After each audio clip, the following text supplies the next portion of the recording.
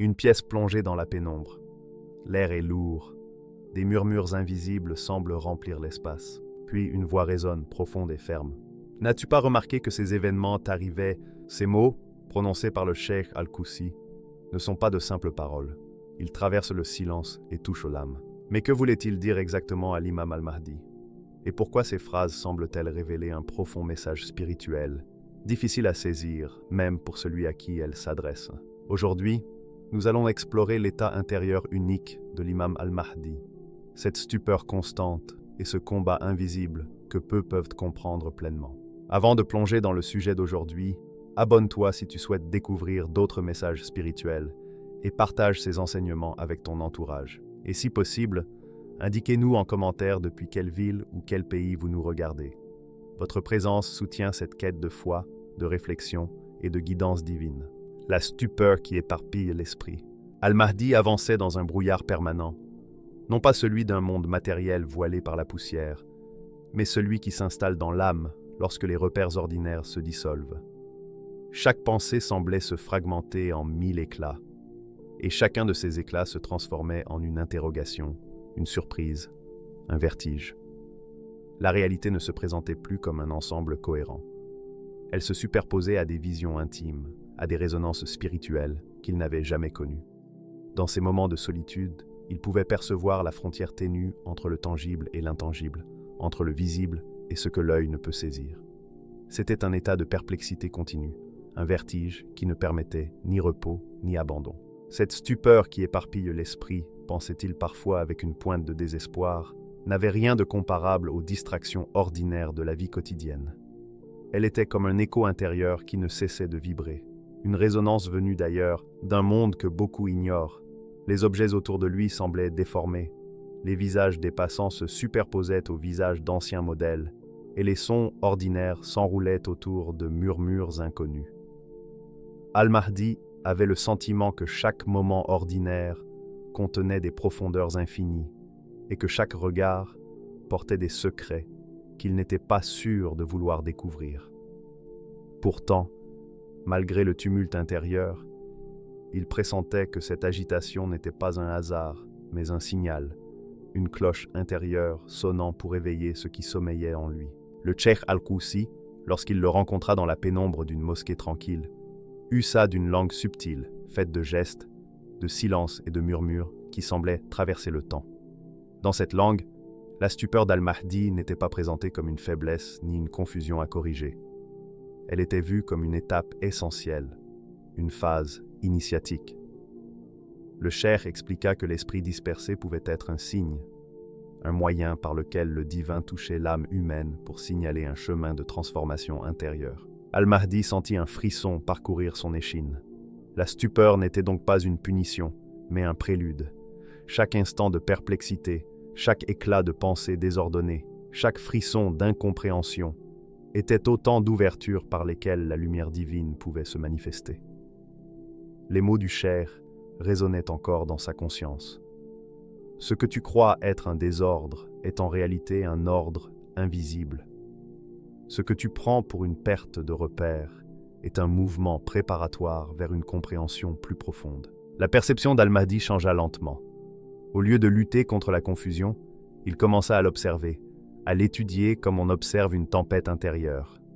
Chaque éclat de son esprit dispersé était un signal, chaque émotion incontrôlable, un indice sur les profondeurs de son être. Il commença à reconnaître un motif sous le chaos, une structure cachée que seule la stupeur pouvait révéler. Et dans ce processus, il sentit un étrange apaisement. La dispersion de l'esprit n'était plus une malédiction, mais une forme de préparation, une épreuve dont l'issue pouvait transformer sa perception de l'existence. Dans les semaines qui suivirent, la stupeur se fit plus aiguë. Les rêves d'Al-Mahdi devinrent des labyrinthes de symboles que la raison ne pouvait décoder. Parfois, il se réveillait avec la certitude que certaines visions contenaient des enseignements. Mais l'esprit humain, limité par sa rationalité, refusait de les comprendre entièrement. Dans ces moments, il se rappelait les paroles du cheikh Al-Koussi. Ne cherche pas à tout comprendre immédiatement. La compréhension viendra lorsque l'âme sera prête. Un rappel subtil. La patience face à la perplexité est un acte spirituel. À mesure que le temps passait, Al-Mahdi commença à distinguer des strates dans sa stupeur. Certaines pensées surgissaient comme des éclairs, illuminant des vérités qu'il n'avait jamais soupçonnées. D'autres s'enfoncèrent dans un brouillard insondable, laissant un sentiment de mystère. Petit à petit, il réalisa que la stupeur n'était pas uniforme. Elle portait des messages, des orientations, et parfois des appels à la réflexion. L'esprit dispersé devenait un instrument par lequel le divin communiquait des vérités que le langage humain ne pouvait saisir directement. Dans ce processus, Al-Mahdi sentit une transformation subtile mais profonde. L'ancien lui, celui qui cherchait à tout contrôler et à tout comprendre immédiatement, s'effaçait devant une nouvelle conscience. Cette conscience acceptait la perplexité comme un état naturel, un flux nécessaire à la croissance intérieure. Les moments de confusion, autrefois terrifiants, devenaient des espaces sacrés où l'âme pouvait recevoir guidance et lumière.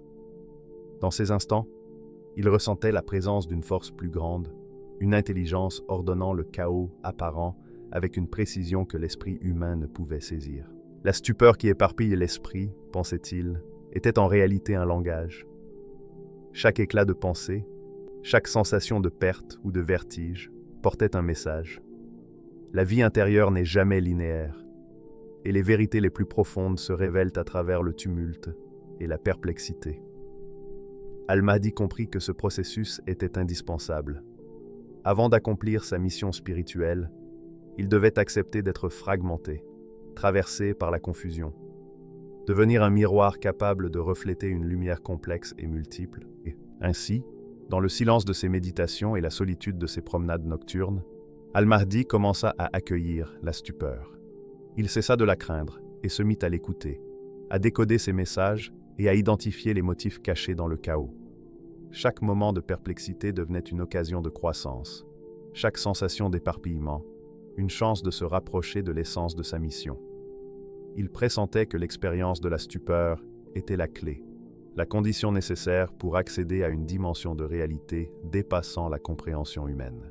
Le Cheikh Al-Qawsi, à travers ses enseignements, l'avait préparé à ce voyage intérieur. Mais c'était à Al-Mahdi de traverser lui-même ce labyrinthe de l'esprit. Il devait apprendre à danser avec la confusion, percevoir la musique cachée dans les éclats de pensée et trouver dans le désordre apparent une harmonie invisible. La stupeur n'était plus un obstacle, elle était le pont entre l'homme et le divin, un pont fragile mais puissant reliant l'esprit humain à une compréhension supérieure et à une guidance spirituelle profonde. L'étrangeté de son propre corps. Al-Mahdi marchait, mais il n'était pas pleinement présent. Il percevait chaque mouvement de son corps comme une mécanique étrange, un instrument animé par une force subtile dont il n'était qu'un observateur. Ses mains se levaient, ses pieds avançaient, son souffle s'exhalait, tandis que l'âme, absorbée par un espace immatériel, semblait flotter au-dessus de cette enveloppe physique. Le monde matériel continuait son cours. Le vent agitait les feuilles, les ruisseaux chantaient en contrepoint, et les voix des passants résonnaient autour de lui. Pour lui, ces manifestations appartenaient à un registre secondaire, presque insignifiant face à l'intensité de la présence divine qui l'emplissait. Chaque sensation corporelle devenait étrange, comme si son corps n'était qu'un costume porté pour les jours ordinaires. La faim, la fatigue, la douleur ou le plaisir étaient ressentis, mais avec une distance respectueuse, transformés en phénomènes à observer, plutôt qu'en urgence personnelle. Al-Mahdi se surprenait à contempler ses gestes avec un détachement méditatif. Comment la chair pouvait-elle exécuter ses commandes? Comment les muscles obéissaient-ils, sans que l'esprit véritable ne soit pleinement impliqué? Chaque mouvement semblait suivre un rythme secret, une logique que seule l'âme pouvait percevoir. Il était devenu à la fois acteur et spectateur. Acteur parce que le monde exigeait qu'il vive, qu'il accomplisse des actions quotidiennes. Spectateur parce que son regard intérieur se plongeait dans un océan immobile où le temps et l'espace perdèrent leur poids. Ce dédoublement provoquait un vertige subtil. Al-Mahdi ne se reconnaissait plus dans les reflets du miroir, ni dans la manière dont ses mains tenaient les objets. La chair devenait une énigme, un langage à décoder à travers l'expérience spirituelle. Cette étrangeté du corps n'était pas un simple phénomène physique. Elle reflétait une perception plus profonde, celle d'une âme prête à franchir des seuils que l'esprit ordinaire ne soupçonne pas. Al-Mahdi sentait que son être véritable n'était pas limité aux dimensions corporelles. Les lois du temps et de l'espace semblaient toucher une enveloppe matérielle, tandis que son âme, silencieuse et expansive, le traversait et l'emplissait. C'était une communion avec le sacré, une expérience intérieure qui dépassait la rationalité seule. Dans cette dissociation, le monde matériel apparaissait à la fois familier et nouveau. Le parfum des fleurs, le frisson du vent, la chaleur du soleil sur la peau semblaient filtrés par un voile subtil. Il percevait le monde sans s'y attacher, comme si ses perceptions corporelles étaient des instruments de mesure, non des instruments de désir. L'âme s'élevait dans des sphères où les corps ne pouvaient pénétrer, où la conscience flottait librement, où la temporalité se faisait moins contraignante. Cette expérience était à la fois intimidante et exaltante, offrant un aperçu d'une existence plus vaste, tout en confrontant l'esprit à ses limites humaines. Al-Mahdi comprit progressivement que cette étrangeté n'était ni un dysfonctionnement ni une perte d'identité, mais un signe d'éveil. Ceux qui marchent sur le chemin spirituel doivent souvent se sentir détachés de leur corps avant de percevoir leur place dans l'univers. Le cheikh Al-Koussi lui avait expliqué que le corps devient un outil, un véhicule passif, tandis que l'âme explore des horizons où le temps et l'espace s'effacent. Pour ceux qui n'avaient pas vécu cette expérience, cette dissociation pouvait sembler étrange, mais pour Al-Mahdi, elle préparait l'âme à accueillir des réalités plus élevées. Chaque geste quotidien devenait un exercice de conscience. Quand il posait un pied devant l'autre, il percevait la gravité, l'équilibre, le poids de la chair, mais aussi l'indépendance de l'esprit. Quand il parlait, sa voix résonnait, mais sa source semblait venir d'un espace intérieur où les mots portaient déjà du sens. Même le sommeil devenait une expérience. L'âme voyageait, tandis que le corps reposait mécaniquement, obéissant aux besoins physiques secondaires face à la hiérarchie de l'existence spirituelle. Cette perception transforma aussi sa relation aux autres. Il voyait les visages, les gestes, les émotions des hommes et des femmes autour de lui, mais avec une distance contemplative. Les interactions humaines devenaient des phénomènes à observer avec neutralité bienveillante. Cette neutralité n'était pas froide. Elle lui permettait de percevoir la vérité de chaque action et émotion, non à travers les besoins corporels, mais à travers l'intuition et la guidance intérieure. Le paradoxe était fascinant. Plus son corps lui semblait étranger, plus son âme se sentait proche de ce qui est véritable. La chair, les sens et les mouvements, autrefois perçus comme le centre de l'existence, devenaient des instruments médiateurs entre le monde matériel et la réalité divine. Al-Mahdi comprit que cette dissociation n'était pas une perte, mais un gain immense. Elle lui permettait de vivre simultanément dans deux registres, de naviguer entre le tangible et l'intangible, et de développer une conscience peu commune. Dans cette expérience, l'imam ressentit un profond sentiment d'humilité. L'âme, vaste et expansive, se heurtait aux limites du corps fragile et imparfait. Chaque geste maladroit, chaque fatigue, chaque douleur rappelait la condition humaine. Mais loin de le décourager, cette limitation physique renforçait la grandeur de l'expérience spirituelle. Le corps était désormais un instrument d'apprentissage, permettant à l'âme d'interagir avec le monde sans perdre sa liberté intérieure. Avec le temps, cette étrangeté devint familière. Al-Mahdi apprit à coexister avec ce dédoublement, accepter le corps comme instrument, l'âme comme lumière. Chaque mouvement se vivait avec conscience, chaque respiration avec attention. La dissonance intérieure ne disparaissait pas, mais elle n'était plus source de confusion.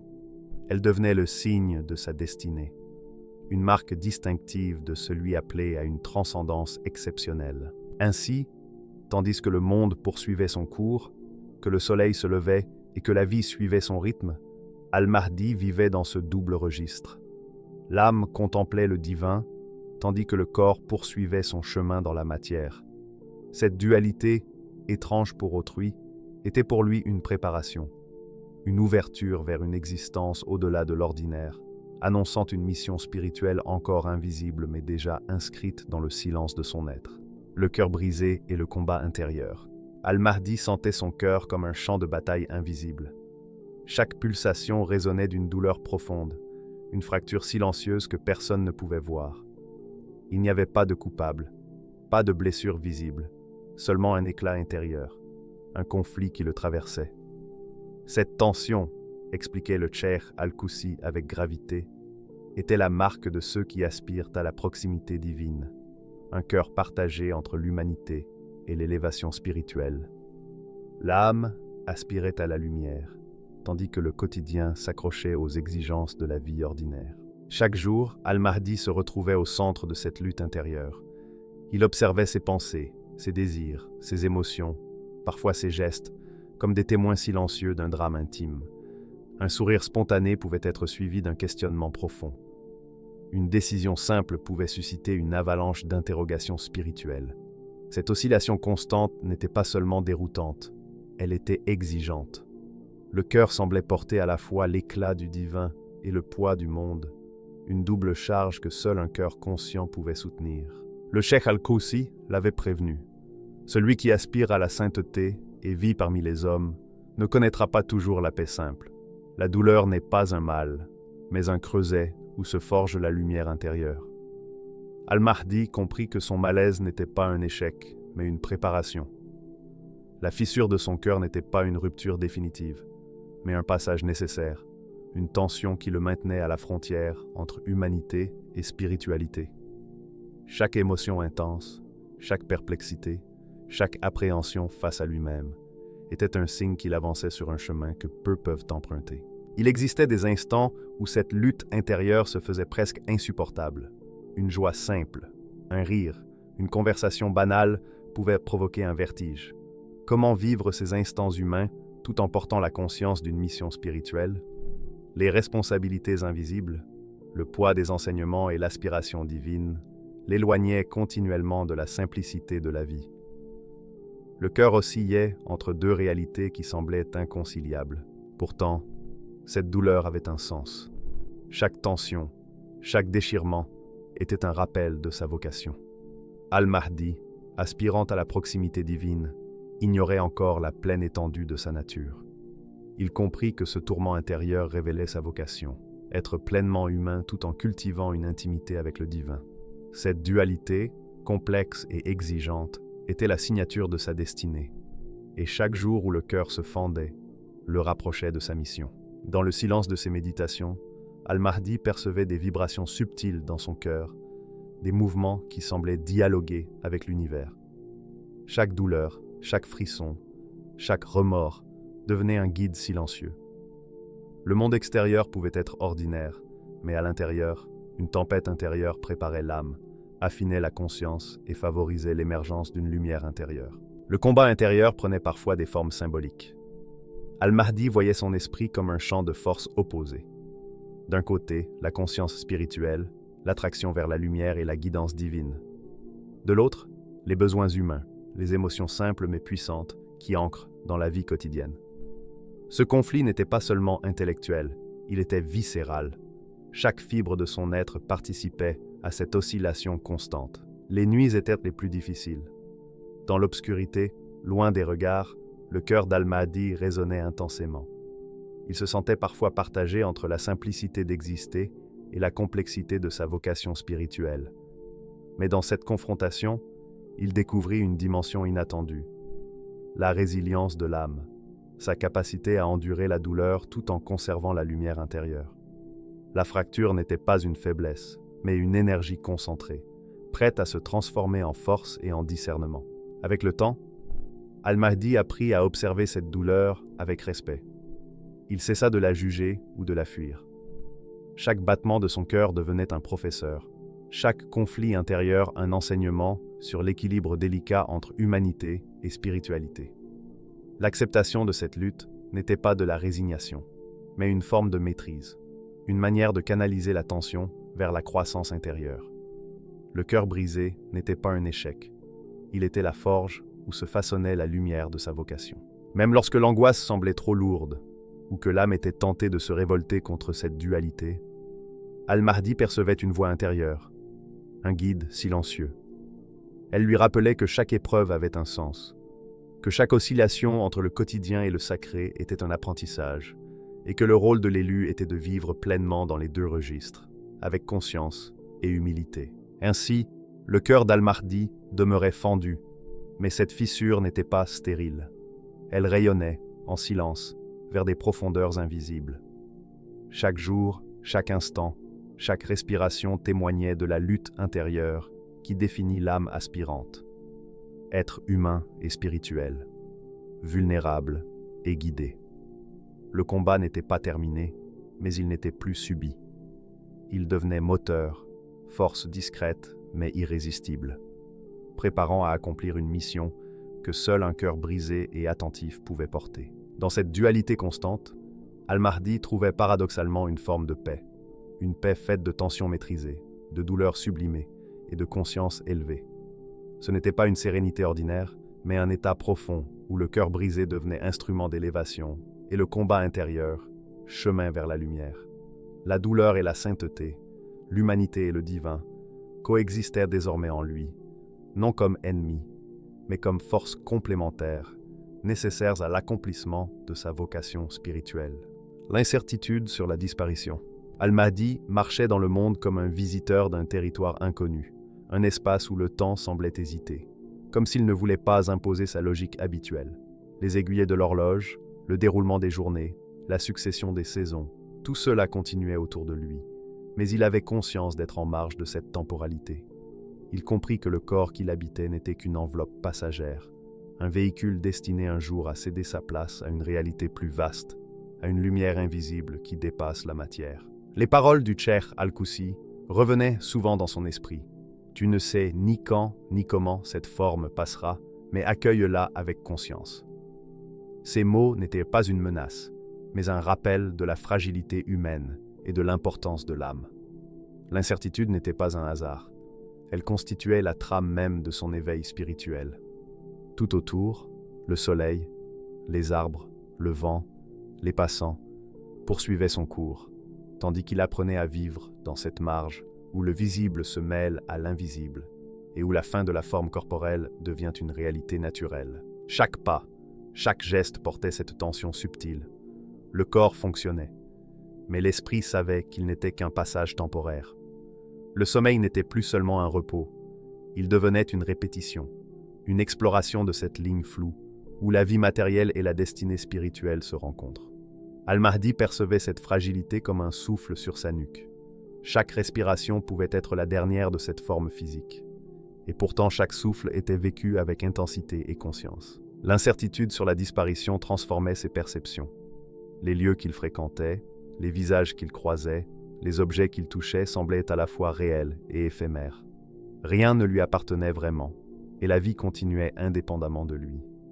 Cette conscience du provisoire le rendait humble et attentif. L'ego, souvent attaché à la permanence, s'effritait doucement devant cette vérité. Tout ce qui est incarné est transitoire. Pourtant, loin d'être paralysante, cette incertitude devenait une énergie subtile. Elle guidait chaque pensée, chaque émotion, chaque action. Plus de place pour la superficialité. Tout devenait essentiel, car la matière ne conservait rien. L'essentiel résidait dans la trace laissée dans le monde spirituel, la résonance de sa mission, l'écho de son rôle au-delà du temps et de l'espace. L'incertitude se transformait en catalyseur. Elle sculptait sa conscience, affinait son regard et concentrait son esprit sur l'essentiel. Dans la méditation, Al-Mahdi percevait son corps comme un paysage fragile, un terrain susceptible de disparaître à tout instant. Ses mains, ses pieds, ses yeux, ses cheveux, tout apparaissait comme des éléments temporaires dans un théâtre plus vaste. Cette vision n'était ni morbide, ni effrayante. Elle était libératrice. Le corps n'était pas la dernière référence de sa réalité. Son essence véritable, sa mission, ne pouvait se réaliser qu'en acceptant cette fragilité et en accueillant le passage naturel de la matière. Il y avait dans cette conscience de disparition une poésie silencieuse, presque musicale. Le monde semblait respirer au rythme de cette incertitude. Les arbres frémissaient comme des témoins. Le vent portait des murmures anciens. Les rivières chantaient une mélodie de passage. Chaque élément matériel était tangible et évanescent, et Al-Mahdi apprenait à vivre entre ces dimensions, où l'éphémère et le sacré se rejoignaient. La disparition n'était pas une fin, mais une transition vers un état où la mission de l'âme pouvait se manifester pleinement. Parfois, il imaginait ce jour où son corps s'effacerait. Il ignorait la manière ou le moment exact, mais cette image ne causait aucune angoisse. Elle offrait au contraire une perspective nouvelle, la liberté de l'âme par rapport à la matière.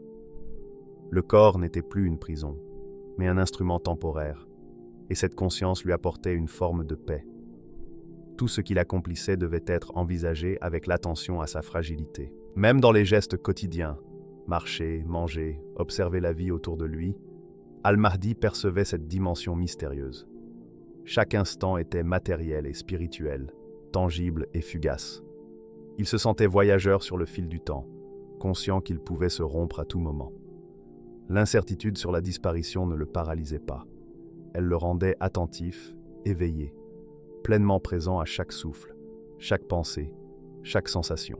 Le Cheikh Al-Koussi avait insisté. Celui qui accueille la fragilité de l'existence est prêt à recevoir la lumière que d'autres ne perçoivent pas. Al-Mahdi comprit que l'incertitude n'était pas un défaut, mais un instrument. Elle purifiait l'intention, guidait la perception, et préparait l'âme à accomplir ce que le monde matériel ne peut contenir. La disparition éventuelle du corps n'était pas une perte, mais une transition naturelle vers l'expression de la mission véritable. Dans cette dynamique, chaque interaction humaine prenait un sens particulier. Les paroles, gestes et regards des autres devenaient des traces dans un monde éphémère. Il discernait ce qui devait être semé dans le temps spirituel et ce qui devait être laissé derrière. L'incertitude transformait chaque instant en leçon de discernement, invitant à vivre pleinement tout en restant connecté à l'infini. Ainsi, Al-Mahdi avançait dans le monde matériel, tout en appartenant déjà à une dimension au-delà du temps.